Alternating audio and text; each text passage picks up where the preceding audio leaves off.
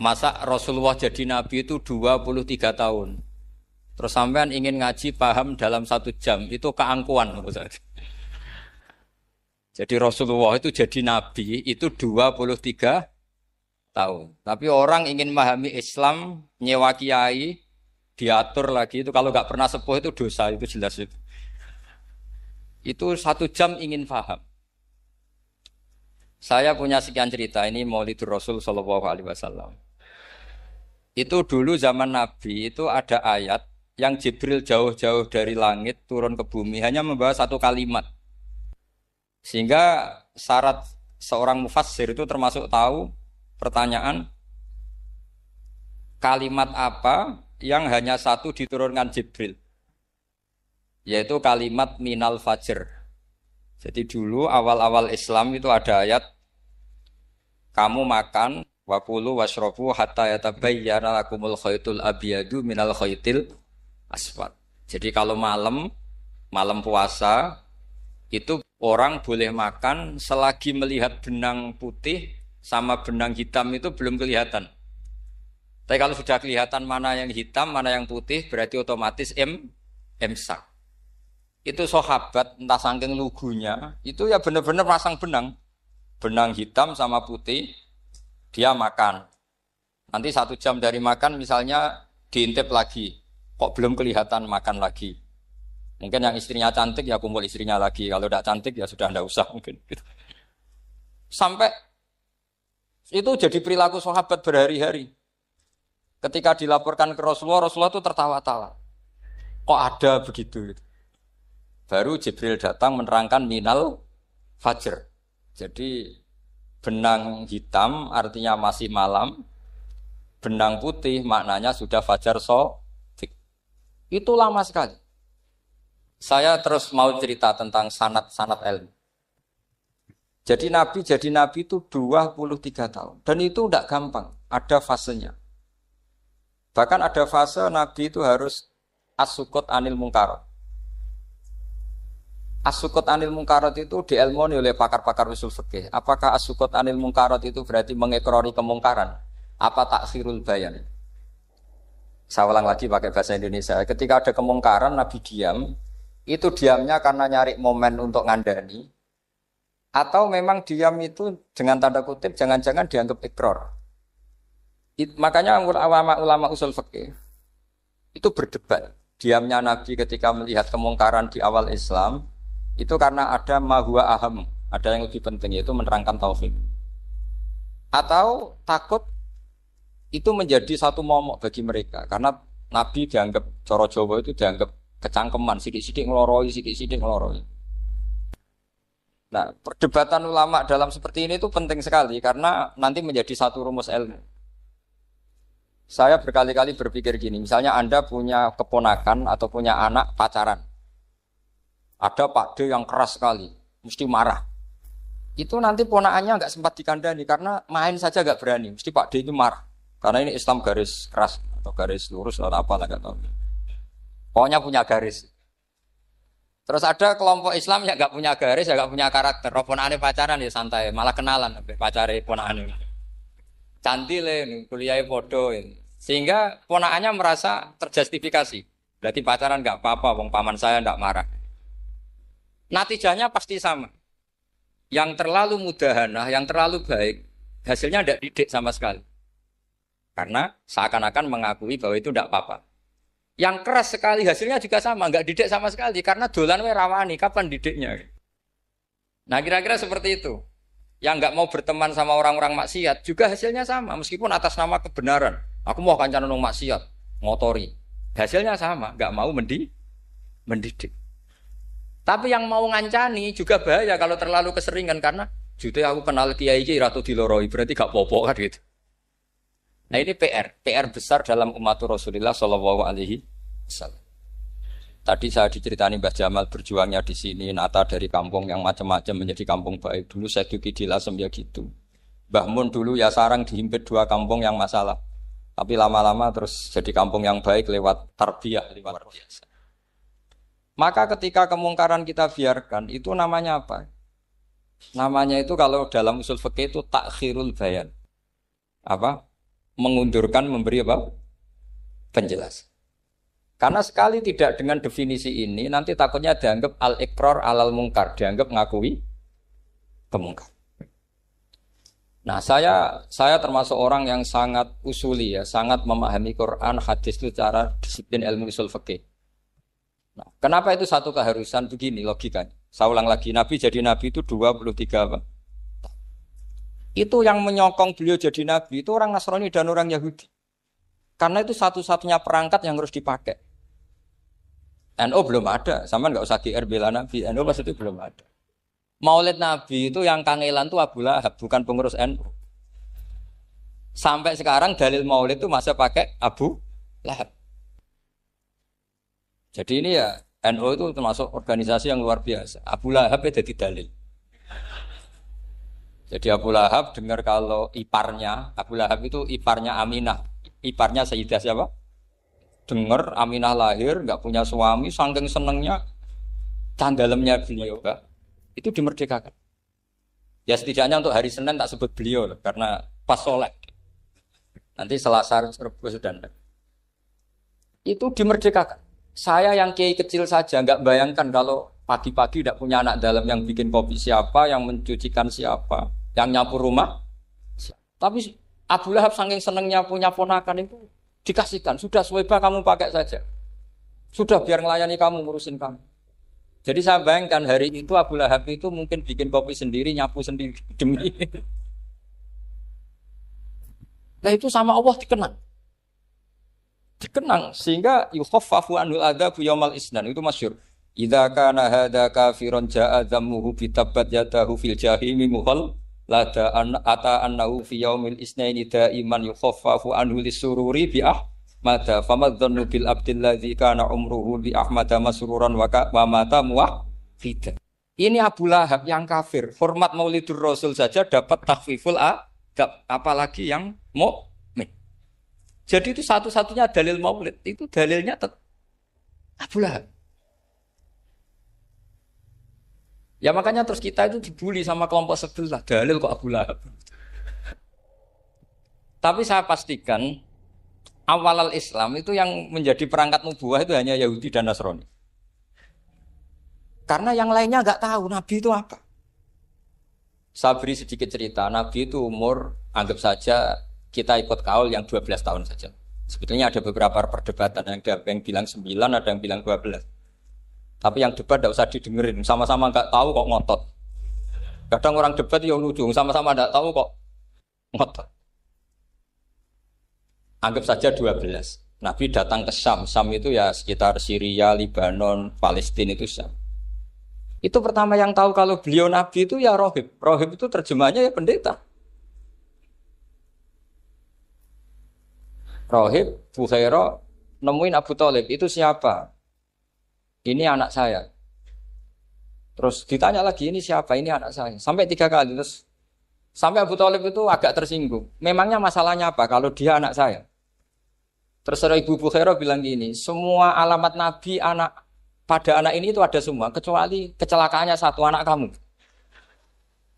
Loh memangnya masalahnya apa? Karena alamatnya Nabi di Taurat dan Injil itu yatim. Sementara ini punya bapak kamu, ini masalah. Jadi dilihat macanya sudah memenuhi kriteria, semua memenuhi kriteria, kecuali satu, karena punya bapak Abu. Akhirnya Abu Thalib ngaku, ndak ini ndak anak saya, ponakan saya. Akhirnya diketahui kalau ini benar-benar calon Nabi. Pertama yang tahu siapa? Pendeta. Karena yang punya khazanah kitab samawi itu ya para orang Nasrani dan Yahudi. Sehingga Al-Quran meskipun pada akhirnya ngeritik Yahudi Nasrani, bicarakan Yahudi dan Nasrani. Karena satu-satunya yang masih punya kitab samawi itu Yahudi dan Nasrani. Meskipun sebagiannya sudah dirubah-rubah. Alamat pertama itu seperti yang diceritakan di Berjanji, afi ainaihikum, matanya dilihat. Terus perlakuan pohon. Saya pernah di pohon itu, pohon nubuah. Itu umurnya ribuan tahun. Itu kalau Nabi duduk misalnya di arah barat, matahari dari barat, normalnya akan kena kesetrong matahari. Itu yang rubah itu dahannya. Jadi Nabi itu orangnya lugu, duduk aja nggak mau mikir. Memang syaratnya Nabi itu nggak boleh mikir, harus ummi. Ummi itu lugu. Nggak boleh Nabi mikir besok makan apa, terus menjabat apa, itu nggak boleh. Itu udah Nabi itu, maklar itu. Nabi itu nggak boleh mikir. Makanya Quran nyifati Nabi itu makun tata drimal kita bualal iman. Kamu itu tidak tahu kitab itu apa, iman itu apa. Jika Nabi itu nggak bisa jumpa pers, nggak bisa. Nabi kok memaklumatkan wasata di mana, nggak bisa. Nabi itu justru bagus keliru pertama jadi Nabi. Nabi pertama ketemu Jibril itu dikira malakul maut, dia lari ketakutan. Zamiluni Khotijah saya ini takut itu tadi ada malakul maut, saya takut. Sama Khotijah dikemulin. Jadi Nabi itu nggak tahu kalau itu malaikat siapa? Jibril. Jibril nggak bisa dia kenalan kak di seminar. Ini malaikat Jibril pernah kuliah di sini, nggak bisa seperti itu. Jibril itu ya aneh. Pertama ketemu Nabi, Iqra ya Muhammad, kamu harus baca ini. Kata Nabi, Nabi Qur'an saya tidak bisa baca. Harus bisa. Dipaksa sampai 3 kali. Nabi tetap jawab, saya tidak bisa baca. Terus kata Nabi kenangnya, Fagot Tony, saya didekap. Kamu harus bisa baca. Setelah baca dilepas, Nabi lari, pulang. Pulang terus bilang ke istrinya, Zamiluni. Ini secara nahwu agak aneh, karena mukhotobahnya perempuan satu. Harusnya Zamilini. Kalau untuk perempuan harusnya idribi ya, unsuri. Gitu. Tapi karena Khadijah dihitung ahl itu keluarga, maka Nabi pakai khitab mudzakkar jamak Zamiluni. Jadi Nabi nggak tahu kalau pertama jadi. Karena syaratnya Nabi harus ummi. Justru karena ummi itu orisinil, semua yang dikatakan Nabi pasti dari wahyu. Nanti Nabi sampeyan mikir, saya besok ngomong apa ya supaya orang tertarik. Makanya kamu gak akan jadi Nabi. Selain sudah ditutup juga bahaya ini karena tadi. Makanya saya ngaji itu ya sekenanya saya tidak pernah ngaji itu mikir. Karena ngaji itu menarik tidak itu terserah nasib. Kalau nasib sedang baik, kamu tidak paham gini, wah Gus Baik ilmunya tinggi sampai kita tidak paham itu kalau nasib sedang baik. Kalau nasib tidak baik, ngomong sudah enak apa? Wah, sebulet tuh. Jadi sebetulnya ini masalah qalb. Allah yang muqallibal qulub. Kayak kamu kelihatan serius. Itu kalau nasib sedang baik dianggap pemikir. Kalau nasib sedang enggak baik, wong kok merengut terus, mesti begitu. Kalau kamu nasib baik, sering guyon, mesti orang komentarnya alhamdulillah itu ceria, gampang syukur. Kalau nasib enggak baik, kiai kok guya-guyu ora jelas kan gitu. Sehingga Nabi itu memang enggak boleh mikir. Sehingga diistilahkan makun tadri mal kitab walal iman. Kamu itu tidak tahu Muhammad kitab itu apa iman. Justru itu bagus. Tidak tahu itu bagus kalau untuk Nabi. Kalau untuk apa? Sehingga orisinil datang ke Khadijah Zamiluni. Jawabannya Khadijah lucu. Kamu betul ketemu orang seperti ini ke makhluk seperti ini nih. Iya kata Nabi. Itu Khadijah itu kacaunya bukan main. Khadijah itu kacau. Khadijah itu kubro. Masuk manaqib yang dicintai Mbah. Ini mbah-mbahnya Habib, ini Muhammad bin Anis. Khadijah bilang gini, ya gini saja mas. Suatu saat kalau teman kamu itu datang bilang ke saya, ya kata Nabi. Gak ngerti kalau ini dites. Suatu saat Jibril ini datang lagi. Nabi juga, ini loh temanku. Kalau bilang Jibril ini temanku datang lagi. Khadijah fahasarat an fakhidiyah. Masyhur itu di riwayat. Pahanya agak dibuka. Mas, temanmu masih, lari katanya. Terus setelah lari ditutup lagi. Temanmu datang lagi, iya datang lagi. Absyir ya Muhammad, kamu harus senang. Itu benar-benar kamu itu Nabi. Jadi Khadijah punya sekian definisi. Kalau Nabi betul itu melihat malaikat betul itu melihat aurat itu pasti lari. Jadi dibuka. Ternyata Jibril lari. Khadijah ini tidak tahu, yang tahu Nabi. Nabi ya nggak tahu kalau dites. Kalau Nabi tahu, kok nggak enak dites ya. Jadi ini mungkin, jadi Nabi itu gak tahu kalau dites. Mas, kalau temanmu datang bilang saya. Setelah pas Nabi sama Khadijah, Jibril datang. Masyhur itu fahasarat an fakhidiyah. Dibuka, temanmu masih mas, lari gitu. Ditutup lagi. Sekarang gimana mas? Datang lagi. Kamu harus seneng, kamu Nabi betul. Karena kalau itu setan, wah mesti seneng nonton aurat kan. Itu Nabi tidak tahu kalau dites. Kalau sampean kan tahu kalau mau dites istri. Sampean mulai kato tong wedok liya teko mesti bojo mbak servis untuk menutupi semua keburukan itu. Itu Nabi. Uniknya terus Khadijah. Nabi jadi Nabi sama Khadijah itu tahu dulu Khadijah. Nabi enggak tahu kalau mau jadi Nabi, tapi Khadijah tahu. Sehingga ketika umur 25 tahun Nabi sebagai pedagang, Khadijah itu ngirim mata-mata namanya Maisarah. Maisarah itu nama lelaki. Saya tambahi lagi Maisarah nama lelaki. Nanti kalau kamu mengartikan nama perempuan, oh berarti Nabi kemana-mana punya perempuan. Enggak, Maisarah itu nama lelaki. Maisarah dikirim Khadijah terus. Gimana Muhammad di perjalanan? Tudilluhul ghamamah tuti'uhus sahai. Kemana-mana dipayungi oleh mega, oleh awan. Sekian informasi ke Rasul ke Khadijah itu dimasukkan semua ke Khadijah. Tapi betapa kecewanya Khadijah ketika Nabi nikah umur 25 tahun, Khadijah umur 40 tahun. Itu kok gak jadi Nabi. Itu mulai kecewa, sido jadi Nabi tahu. Makanya ketika tahun ke-40, berarti Nabi umur 40, cerita ketemu tadi Jibril, sebenarnya Nabi gak tahu itu Jibril, gak bilang Jibril. Itu Khadijah senangnya bukan main. Karena apa yang dibayangkan dia terjadi. Fawwah la yuzika wa abadan innaka la tasilur rahim wa tahmilul kalla wa taksibul ma'dud wa taqridu fa wa tu'inu ala nawaibil haq. Lah bahasa Pak Said Akil syarat jadi rais Suriah harus hafal katanya gitu. Sonono syaratnya jadi ulama. Saya ini jadi ulama sebelum di NU. Banyak kata Mbak Mun dulu guyon kiai ono loro, ono kiai sing ning NU, berarti kiai sik lagi ning NU. Ono sing kiai NU nak gak pengurus NU ada di kiai gitu kan. Itu guyonannya Mbak Mun. Akhirnya Khadijah itu sempurnanya bukan main karena pernah ragu 15 tahun. Kan dari umur 25 Nabi kemudian enggak tahu bukti berikutnya. Makanya terus ini jadi Nabi enggak. Setelah umur 40 benar-benar Nabi, paginya diajak ke Waraqah bin Naufal, masih pernah paman sama Khadijah. Ya Ami ini Ibnu Akhika mau cerita. Terus Waraqah ini Nasrani. Di kitab Bukhari Qur'an tanah sorofil jahiliyah wa yaktubu Injil bil Ibraniyah masyaallah ayaktub. Jadi Waraqah itu penginjil. Pendeta. Tapi nanti loh kamu jangan salah paham terus kayak pendeta sekarang enggak ada periode di mana Injil masih asli dan ada periode ini yang sudah muharraf. Itu kan dia itu lafaznya ulama sudah. Akhirnya Waraqah tanya, kamu ngomong saja ya Ibnu Akhi, manggilnya seperti itu. Akhirnya Nabi cerita ketemu Jibril, enggak sebenarnya beliau enggak tahu itu Jibril cerita. Terus kata Waraqah, hadan namus alladzi jaa bi Musa. Masih pakai bahasa namus, hadan namus alladzi jaa bi Musa. Itu namus semacam malaikat yang mendatangi Musa. Terus uniknya Waraqah bilang gini. Wa iyudrikni yaumuka ansuruka nasron muazzar. Andaikan saya menemukan hari ketika kamu jadi nabi, akan saya bela mati-matian. Kapan itu, paman? Khina yukhrijuka kaumu, ketika kamu diusir oleh kaum kamu. Nabi sebagai orang baik, makanya GR jadi orang baik itu ya boleh. Nabi sebagai orang baik itu tanya, awamu khrijiyahum. Kalau kiai-kiai maknani awamu khrijiyah ana ta iku wong sing ngetono ingsun hum ta kaumi.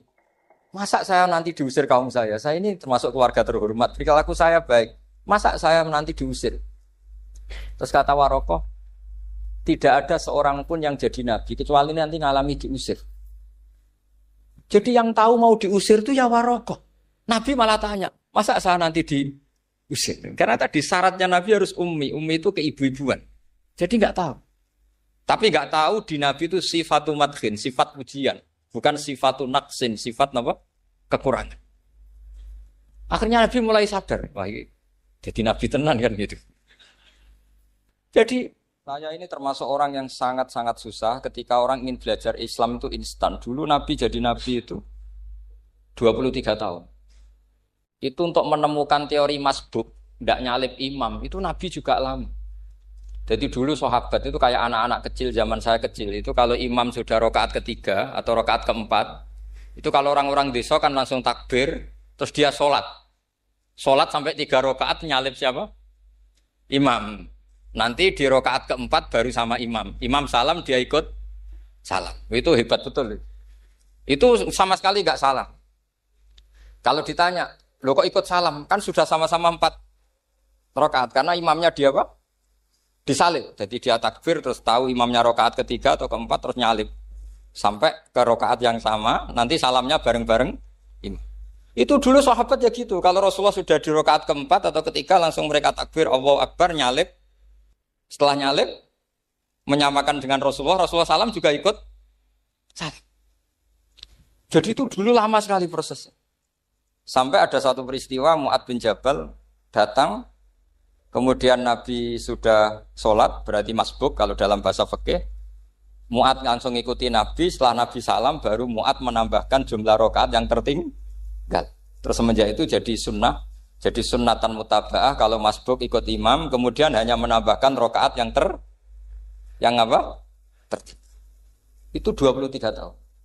Jadi saya ngisi 20 menit yang enggak paham, 2 jam yang enggak paham, 3 jam yang enggak mungkin paham.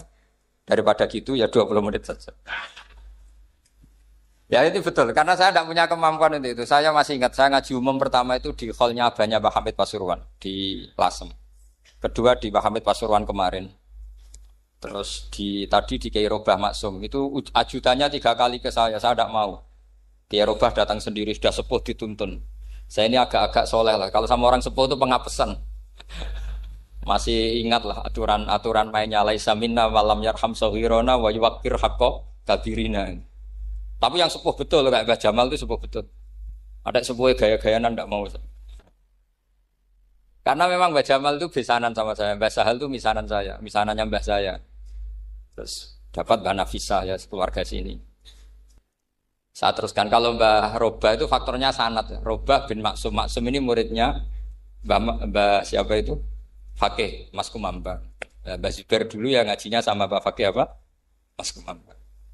Kemarin seminggu yang lalu saya di Pondok Termas ya faktornya sepuh. Karena sanad saya Mbah Mun, Mbah Zubair, Kiai Fakih Mas Kumambang, kemudian Mbah Mahfud apa Termas. Maka berjanji itu kitab yang masalah madaih itu bagus secara tarik. Jadi kita madaih itu beda-beda. Ada yang kayak Habib Ali. Habib Ali itu lebih ke isek itu berontok. Jika saya suka baca Simtud Duror itu kalau pas isek, pas berontok. Berontok itu ya pas kangen Nabi, biasanya saya wudu terus baca Simtud Duror itu pas isek. Tapi kalau saya ingin baca sejarah suka berjanji. Kalau Habib Ali jelas isek. Yang duriannya sekarang di Solo termasuk Habib Muhammad bin Husain bin Anis bin Alwi bin Ali yang punya Simtud Duror. Jika kalau beliau baca sholawat ya sholatan yattasilu biha ruhul musalli alaihi. Fayam basitu fi qalbi sirunu rita'aluki bi wa hubbi. Fayuktabu biha bi inayatillahi nabu fi hisbi. Kalau berjanji enggak, dia tahu problem utama Nabi itu nasabnya karena beliau orang Quraisy, orang jahiliyah yang dikira enggak punya darahnya Nabi Ibrahim. Maka beliau pertama ngarang diantaranya wabatu fa'akul huwa Muhammad bin Abdullah bin Abdul Muttalib wasmuhu Syaibatul Hamdi Khumitat Khisalusaniyah. Saya pastikan Muhammad cucunya Abdul Muttalib. Dia yang punya pintu yang mau masuk ke Ka'bah namanya Babu Bani Syaibah. Itu nama lain dari Abdul Muttalib. Terus diteruskan. Abdul Muttalib bin Hashim terus sampai wa'adna nubila roibin idadawil ulubin nasabiyah ila dabihi Ismail nisbatuhu wa muntah. Karena berjanji ingin ngomong, ingin memaklumatkan ini Muhammad. Kamu kira orang mana? Beliau adalah turunan Ibrahim. Kayak apa alimnya yang ngarang berjanji? Ya, saya berkali-kali ngomong di mana-mana. Lah berjanji itu nasibnya kurang baik. Dibaca bahasa Arab, yang baca nggak paham, yang dengar nggak paham. Akhirnya kubu sebelah dianggap baca mantra. Nah, terus dihukumi bid'ah kan?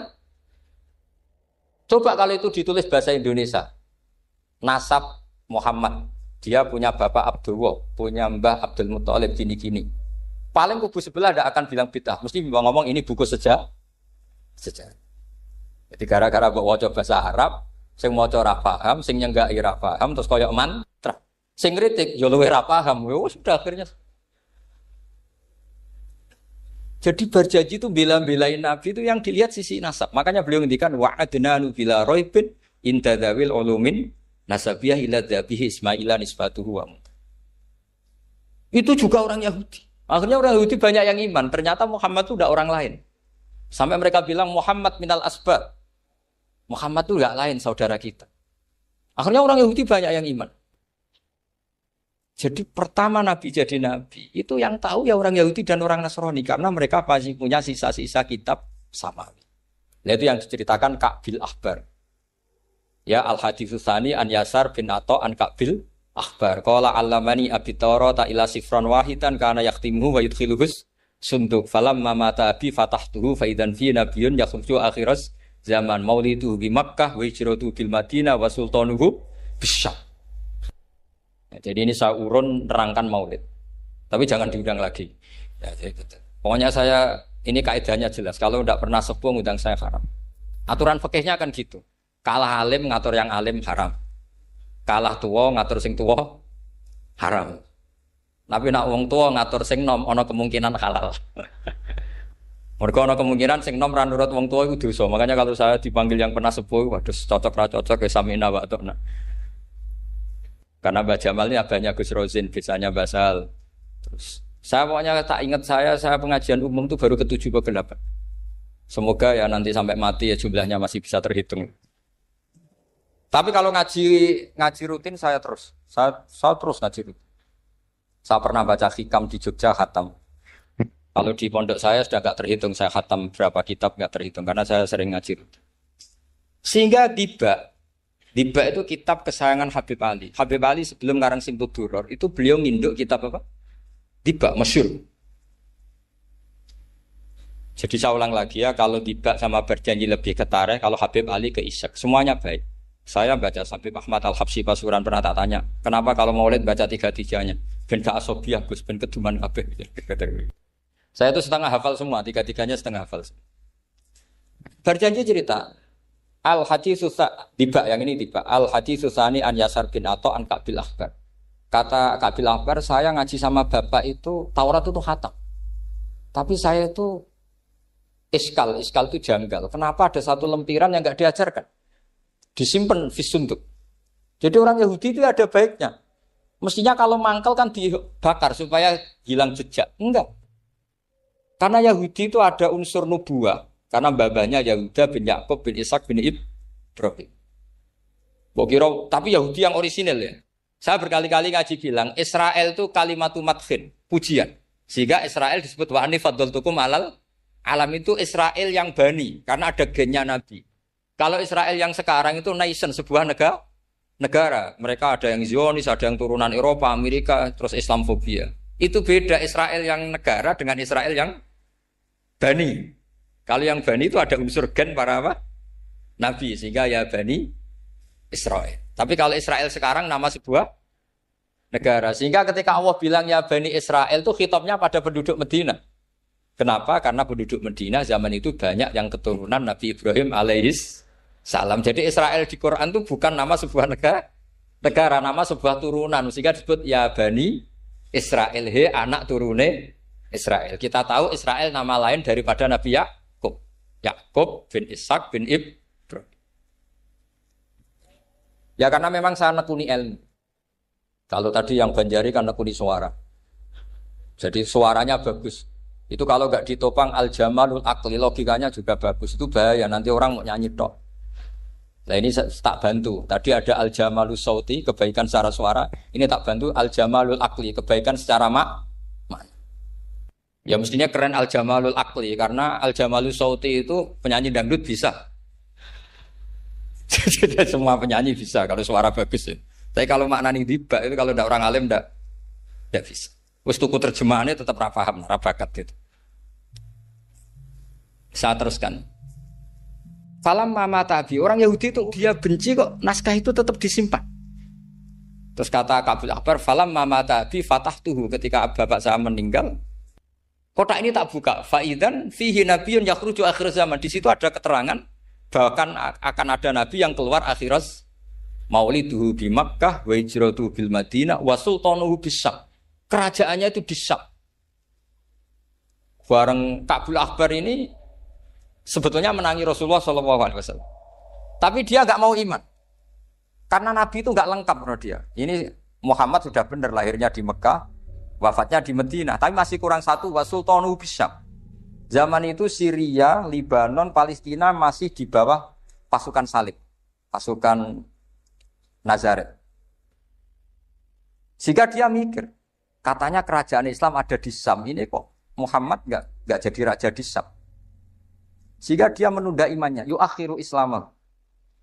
Bareng era Sayyidina Umar, beliau bisa menaklukkan Baitul Maqdis. Terus dia iman.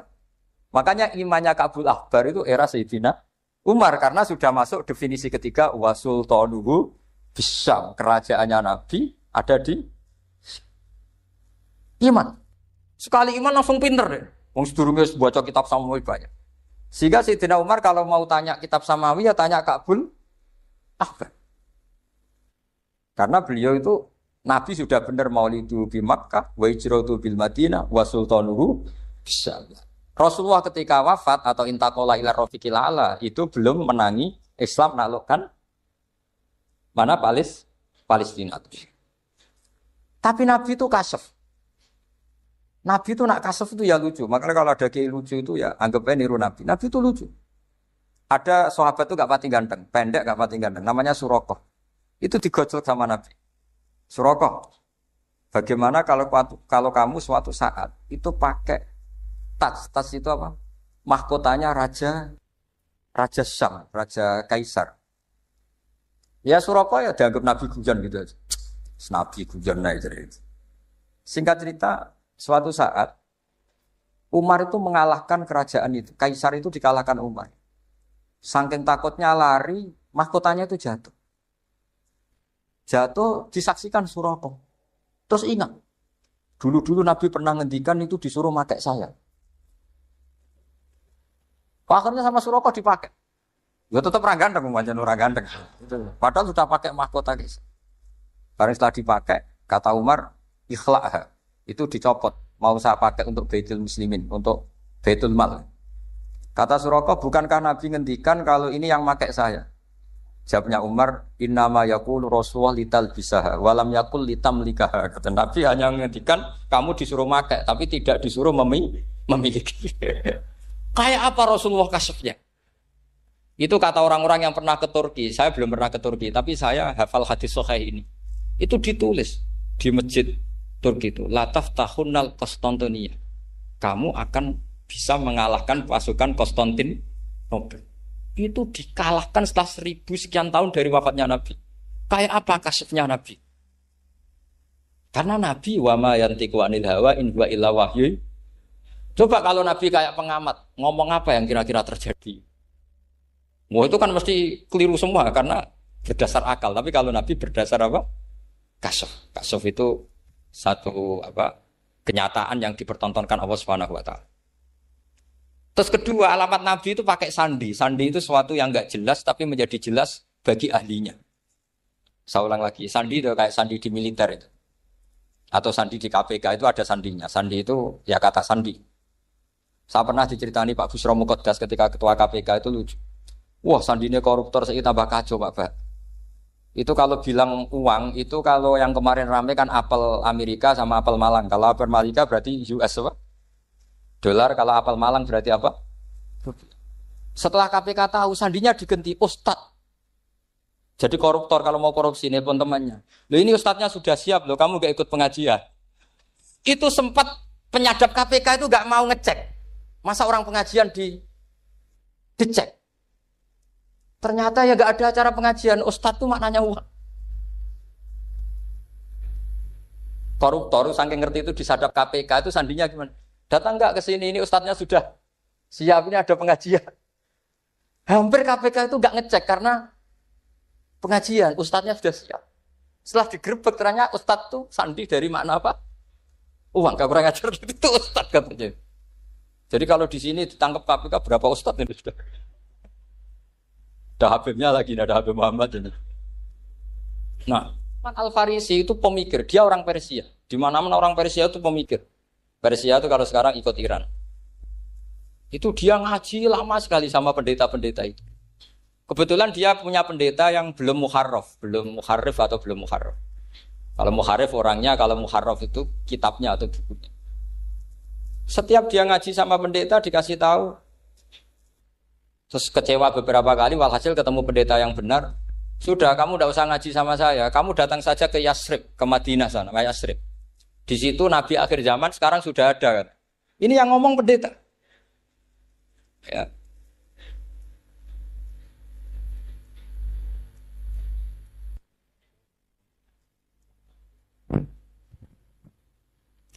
Ya terus sandinya itu 3. Itu aneh semua sandi. Sandinya pertama layak balus sodako. Lalu saya tahu kalau itu Nabi gimana. Pas itu posisi di Babylon. Babylon itu sekarang ikut Irak. Babylon itu ikut Irak. Dia orang Persia, kira-kira sekarang Iran. Terus dia kerja di Babylon, kalau sekarang ikut Irak. Makanya ada yang cerita Nabi Ibrahim itu orang Babylon, berarti orang mana? Irak. Kemudian pindah ke Syam, kemudian sempat hidup di mana? Makkah. Akhirnya datang. Beliau di Babylon diceritain. Terus beliau miskin. Terus ada kafilah dari Yasrib, dia bilang, saya siap jadi budak Anda, asal saya dibawa ke Yasrib. Akhirnya Salman jadi budak. Jadi budak, dia di Yasrib jadi budak. Demi penelitian tuh dia jadi budak. Padahal dia orang pinter sekali, namanya Salman Al-Farisi. Setelah jadi budak, dia di Yasrib. Suatu saat dia kerja dapat ujroh. Ujroh itu upah. Datang ke Rasulullah. Ya Muhammad, manggilnya masih jangkar. Ya Muhammad, saya punya banyak uang. Kamu kan punya sahabat banyak, punya santri banyak. Ini tak sedekahkan ke kamu. Apa kata Nabi? Sahabat dipanggil semua. Halumu ilayya, kesini ini makan, ini ada sedekah. Terus kata Salman kenangannya walam ya'khud min hasya'an. Bahkan sebagian riwayat mengatakan falam ya musa. Nabi nyentuh saja enggak mau. Karena diistilahkan sedekah. Terus kata Salman hadhihi waqidah, ini satu alamat. Itu sandi. Enggak ada yang tahu kecuali ahli kitab. Setelah seminggu, 2 minggu dapat uang lagi. Ya Muhammad, hadhihi hadiyatun laka, ini hadiah untuk kamu. Nabi langsung ikut dahar. Hadihi sintan, ini 2. Kalau logika kita pakai pengamat, bedanya apa? Sedekah ya dapat, hadiah ya dapat. Kan nggak ada bedanya sama sekali. Ternyata itu sandi. Sandi wayak balus hadiah tapi walayak balus sedekah. Nabi itu nerima hadiah tapi nggak nerima sedekah. Bagi orang kebanyakan kan bedanya apa? Sama-sama dapat. Kiai pakai duit 1 juta, mbok arani sedekah ya ditompo. Mbok isa ketemu diarani hadiah ya ditompo. Sementing kan duit. Tapi kalau Nabi tidak bisa seperti itu. Kalau dikatakan sedekah enggak mau nerima, kalau hadiah akhirnya wah ini sudah ada 2 alamat. Jadi alamat tuh ya kadang aneh, masa sedekah sama hadiah dibedakan. Terus ketiga, wa fi katifihil aisar khatamun nubuwah. Mislu baidatin nu'ama. Di katifil aisar, apa kalau orang sini bilang apa? Pundak yang kiri itu ada khatamun nubuwah, ada alamat bahwa beliau adalah nabi akhir zaman. Yaitu mislu baidatin nu'ama, kayak semacam telur manuk darah. Wah itu pusing. Waduh, caranya ngelihat gimana? Dia berkali-kali datang ke situ. Nabi itu orangnya priayi, jadi sering pakai baju. Kalau Nabi ini jenengan sering blodor gampang. Ini kan Nabi kan sering priayi. Tapi Nabi itu memang unik. Ketika Salman ke situ, pas beliau mau wudu, biasanya nggak pernah pakai buka baju. Nabi dibuka bajunya.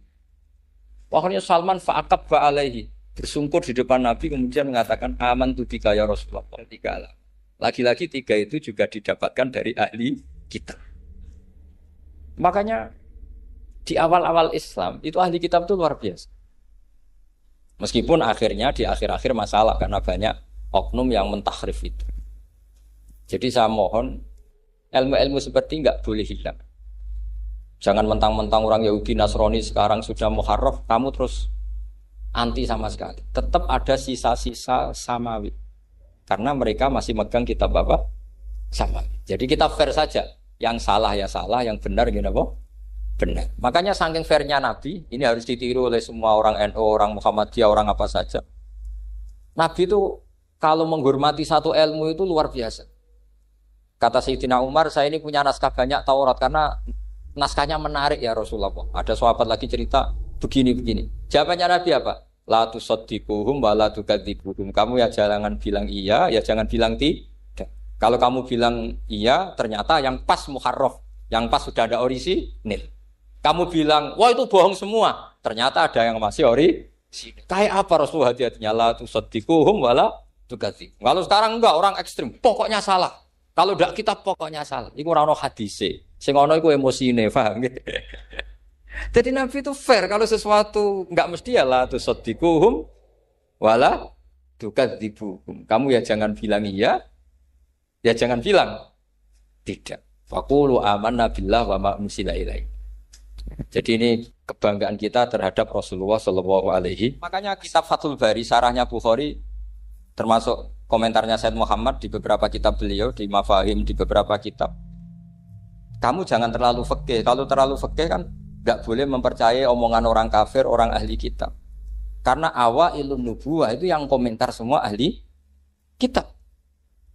Awailun nubuwah itu yang tahu bahwa Nabi Muhammad calon nabi itu semuanya data dari ahli apa? Ahli kitab. Sudah akhirnya Nabi ketemu Jibril lagi.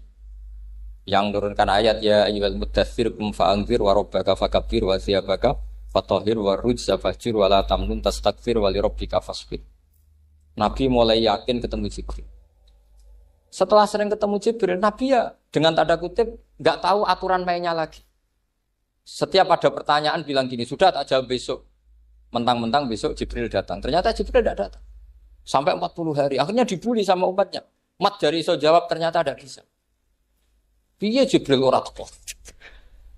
Akhirnya diwarai meneh. Ngene lho carane dadi nabi wala taqulanna lisain ini fa'ilun dzalika hudan illa. Jadi Nabi, sudah kamu besok datang ke saya tak jawab karena Nabi mentang-mentang besok mau konsultasi sama apa? Jibril. Ternyata Jibril tidak datang karena Nabi lupa ada mengatakan bisa. Kalau Nabi itu tahu semua, pasti Nabi mengatakan insya Allah dulu. Tapi Nabi memang sebaiknya nggak tahu. Umi, justru itu wa ma yantiqu anil hawa in huwa illa wahyu. Itu beberapa peristiwa.